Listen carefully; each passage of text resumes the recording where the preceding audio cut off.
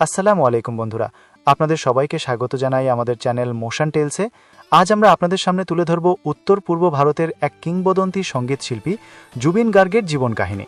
তার সঙ্গীতময় জীবন সম্পর্কে বিস্তারিত জানতে ভিডিওটি শেষ পর্যন্ত দেখবেন।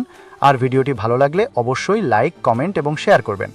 সেই সাথে আমাদের চ্যানেল মোশন টেলসকে সাবস্ক্রাইব করে পাশে থাকা বেল আইকনটি টিপে দিতে ভুলবেন না।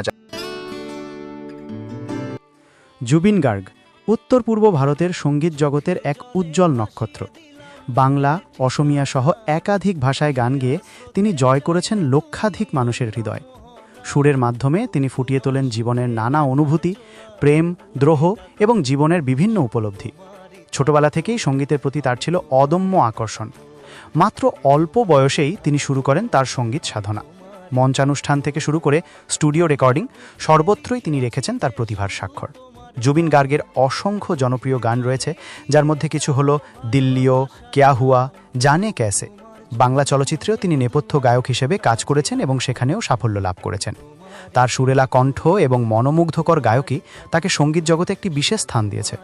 জুবিন গার্গ তার সঙ্গীত জীবনে অসংখ্য পুরস্কারে ভূষিত হয়েছেন এবং অসমিয়া সঙ্গীত জগতে অসামান্য অবদানের জন্য বিশেষভাবে পরিচিত। জুবিন গার্গ কেবল একজন সঙ্গীত শিল্পী নন, তিনি একজন সমাজকর্মীও বটে। বিভিন্ন সামাজিক কার্যকলাপে তিনি সক্রিয়ভাবে অংশগ্রহণ করেন এবং সমাজের কাজ করেন।